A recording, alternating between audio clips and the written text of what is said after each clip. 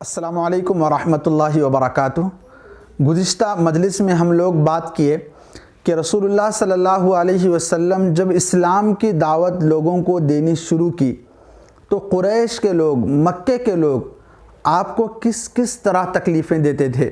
راستے میں کانٹے بچھاتے، آپ کے گھر کے دروازے کے سامنے گندگی پھینکتے، آپ بیت اللہ میں نماز پڑھتے تو آپ کا مذاق اڑایا جاتا اور آپ کو طرح طرح کی تکلیفیں دینے کی کوشش کی جاتی۔ رسول اللہ صلی اللہ علیہ وسلم کے ساتھ یہ سارے معاملات ہوتے۔ اب ابتدا میں جو لوگ آپ پر ایمان لا چکے تھے، جو مسلمان ہو چکے تھے، ابتدائی دور کے جو صحابہ ہیں، ان صحابہ کے ساتھ مکے کے لوگ کیا معاملہ کرتے تھے، آج کی مجلس میں ہم یہ بات کریں گے۔ چند صحابہ کے واقعات بھی آپ حضرات کے سامنے خدمت میں پیش پڑھوں گا میں، آپ لوگ ضرور اس کو سنیں، کہ جس میں حضرت بلال حبشی ہیں اور اسی طرح دیگر صحابہ اور صحابیات ہیں کہ کس طرح مکے کے لوگ، ظالم لوگ انہیں مارتے، پیٹتے اور اسلام سے روکنے کی کوشش کرتے ہیں۔ تو دیکھیں، میں بات کو آگے بڑھاتے ہوئے آپ کے دوست، یعنی آج کا ٹاپک ہے آپ کے دوست یعنی صحابہ۔ اب تک یہ بیان تھا کہ ہمارے رسول کو کافر کیسی تکلیفیں صرف اسلام کی وجہ سے دیتے تھے۔ اب آپ کے دوستوں کا حال سناتا ہوں، آپ ذرا سنیں اور دیکھو کہ ان کے دلوں میں اسلام اور رسول پاک کی کتنی محبت تھی۔ پہلا واقعہ، حضرت بلال حبشی رضی اللہ عنہ ایک کافر کے غلام تھے۔ جب یہ مسلمان ہو گئے تو اس نے ان کی گردن میں رسی ڈال کر لڑکوں کے ہاتھ میں دے دی کہ وہ ان کو پہاڑوں میں لیے پھریں۔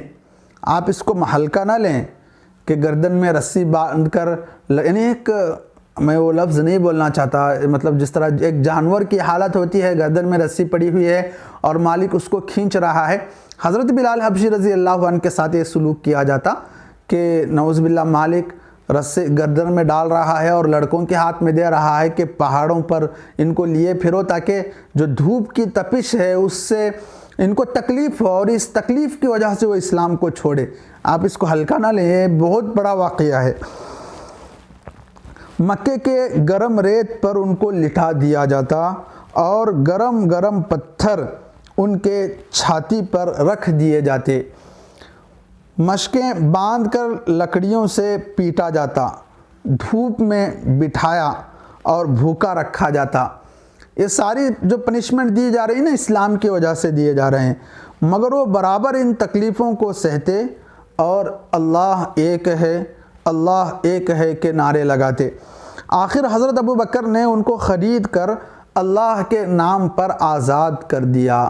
تو حضرت بلال حبشی رضی اللہ عنہ کے ساتھ یہ معاملہ ہوتا۔ اور ایک صحابی ہیں خباب بن الحارث، ان کے ساتھ کیا ہوا دیکھیں۔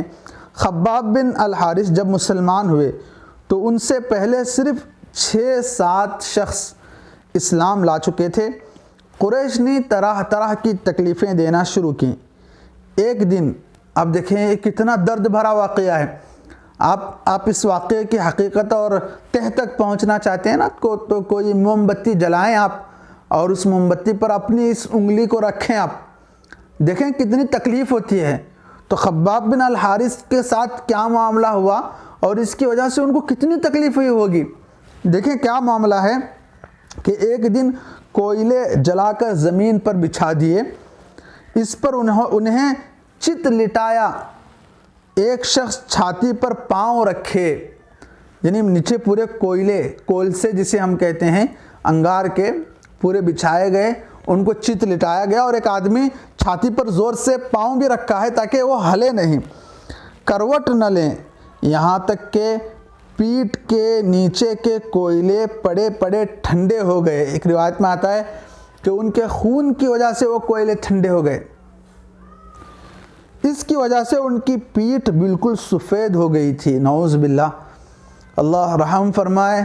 کس طرح ہمارے صحابہ نے ان تکلیفوں کو برداشت کیا، ہم تک جو اسلام پہنچا ہے، ہم جو مادرزاد مسلمان بن کر پیدا ہوئے، یہ انہی اصحاب کی جوتیوں کا صدقہ ہے کہ ہم تک اسلام پہنچا، دین پہنچا۔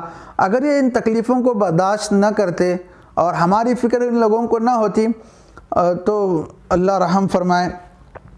تو دیکھیے اور ایک صحابی ہیں حضرت عمار رضی اللہ عنہ، ان کے والد یاسر اور ان کی والدہ سمیہ تینوں مسلمان ہو گئے۔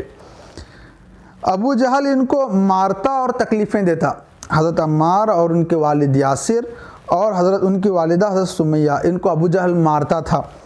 آخر اس کمبخت نے عمار کے والدہ کو نیزے سے مار ڈالا، یعنی حضرت سمیہ رضی اللہ عنہا ان کو مار ڈالا ابو جہل نے۔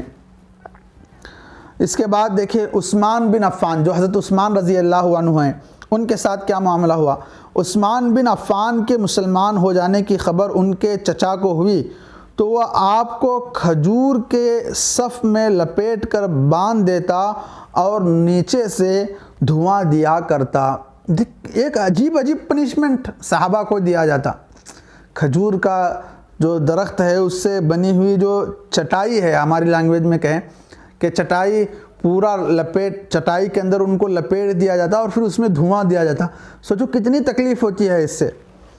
اب ایک صحابی ہیں مصعب بن عمیر، ان کی والدہ نے صرف اس لیے گھر سے نکال دیا تھا کہ وہ مسلمان ہو گئے تھے، تو مارا بھی جا رہا ہے صحابہ کو، پیٹا بھی جا رہا ہے اور مسلمان ہونے کی وجہ سے گھر سے نکالا بھی جا رہا ہے۔ زنیرہ ایک صحابیہ ہیں، حضرت عمر کے خاندان کی لونڈی تھیں، صرف اسلام کی وجہ سے حضرت عمر انہیں خوب ستاتے۔ حضرت عمر اسلام لانے سے پہلے کا واقعہ ہے۔ ابو جہل نے ان کو اس قدر مارا کہ ان کی آنکھیں جاتی رہیں۔ اور ایک صحابیہ ہیں لبینہ، یہ بھی حضرت عمر کے خاندان کی لونڈی تھی اور مسلمان ہو گئی تھی۔ حضرت عمر کو ان کے مسلمان ہونے کی خبر ہوئی تو ان کو بے تحاشا مارتے تھک جاتے تو کہتے دم لے لوں تو پھر ماروں گا۔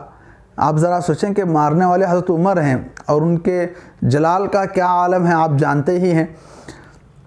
تو حضرت عمر جیسی ہستی ایک لونڈی کو مار رہی ہے تو اور پھر مارتے خود بھی تھک رہے ہیں اور کہہ رہے ہیں کہ ذرا دم لے لوں پھر ماروں گا۔ آپ سوچیں تو حضرت لبینہ پر جو حالات آئے، ان کے ساتھ جو یہ کیفیت ہوئی وہ کتنی شدید ہوگی، کتنی سخت ہوگی، لیکن اس کے باوجود بھی انہوں نے صبر کیا۔ ہمارے رسول کے دوستوں کو یہ تکلیفیں کیوں دی جاتی تھیں؟ صرف اس لیے کہ وہ اللہ کو ایک مانتے تھے اور اس کے ساتھ کسی کو شریک نہیں بناتے تھے۔ ان کو اسلام سب سے زیادہ پیارا تھا اور رسول اللہ صلی اللہ علیہ وسلم کی محبت ان کے دلوں میں رچی ہوئی تھی، بسی ہوئی تھی، اس لیے وہ ان تمام تکلیفوں کو اٹھا لیتے مگر اسلام نہ چھوڑتے۔ تو بزرگوں، آج کی مجلس میں، آج کی نشست میں حضور صلی اللہ علیہ وسلم پر جو سب سے پہلے اسلام لائے، ایمان میں داخل ہوئے، مسلمان بنے، ان کے ساتھ کفار نے اور مشرکین نے اور قریش کے لوگوں نے کیا سلوک کیا، کس طرح ان کو عجیب طریقے سے سزائیں دیں، اس کا تذکرہ آیا۔